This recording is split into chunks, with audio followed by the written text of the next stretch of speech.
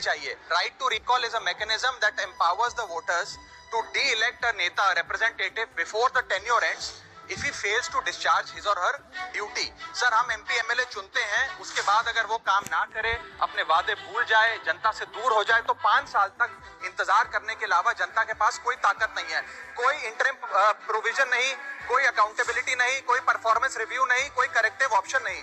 चुनाव से पहले नेता जनता के पीछे और चुनाव के बाद जनता नेता के पीछे। और सर, 5 साल is too long a period in this day and age. अगर एक गलत फैसला गलत नेता को चुनने का लिया तो लाखों लोगों का भविष्य अंधकार में जाता है और पूरा क्षेत्र पीछे जाता है। Let me clarify that right to recall is not a weapon against politicians, it is an insurance policy for democracy. और भारत के संविधान में जब आप राष्ट्रपति को इम्पीच कर सकते हैं टेन्योर के दौरान, उपराष्ट्रपति को हटाने का प्रावधान है।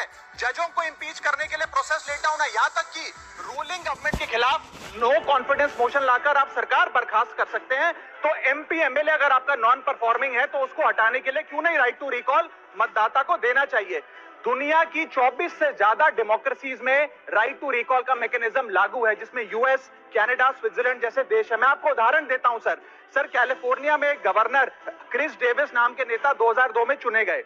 उनके कार्यकाल में मैसिव पावर कट हुए, एनर्जी क्राइसिस हुआ, बजट की मिसमैनेजमेंट और गन शूटिंग की वारदातें हुई। उसके चलते 1.3 मिलियन कंस्टिट्यूएंट्स ने एक पिटीशन साइन करके दी कि इन्हें रिकॉल किया जाए। वहां के चुनाव आयोग ने रिकॉल वोट कराया 7 अक्टूबर 2003 को और 55% मतदाताओं ने वोट किया कि इस नेता को बर्खास्त किया जाए। ग्रे डेविस को हटाया गया और आर्नल्ड श्वार्ज़नेगर को वहां पे गवर्नर बनाया गया। सर, मैं बता दूं कि हिंदुस्तान में भी इसका प्रेसिडेंट है। कर्नाटक, मध्य प्रदेश, महाराष्ट्र और राजस्थान में रिकॉल मैकेनिज्म ग्राम पंचायत के स्तर पे लागू है और ग्राम सभा के लोग मतदाता वोट करके उन्हें वापस बुला सकते हैं। सर, लेकिन इसका मिसयूज ना हो इसलिए हमें सेफगार्ड्स भी बनाने पड़ेंगे। एक थ्रेशोल्ड रखना चाहिए कि 35 से 40% मतदाता अगर साइन कर दे तभी राइट टू रिकॉल वोट करवाया जाए। नेता को 18 महीने के लिए परफॉर्मेंस पीरियड देना चाहिए, कूलिंग ऑफ पीरियड, जिसमें उसे ना हटाया जाए। स्पेसिफिक ग्राउंड्स फॉर रिमूवल होने चाहिए ताकि फ्रिवलेस ग्राउंड्स ना हो और रिकॉल कम से कम 50% वोटों के बाद हो। ऐसा होगा तो पार्टियां भी ऐसे लोगों को टिकटें देंगी जो परफॉर्मर्स हो, ना कि नॉन परफॉर्मिंग एसेट, और भारत की डेमोक्रेसी मैच्योर होगी, सिटीजन एम्पावरमेंट बढ़ेगा and recall will give the voter the power to fix that right now.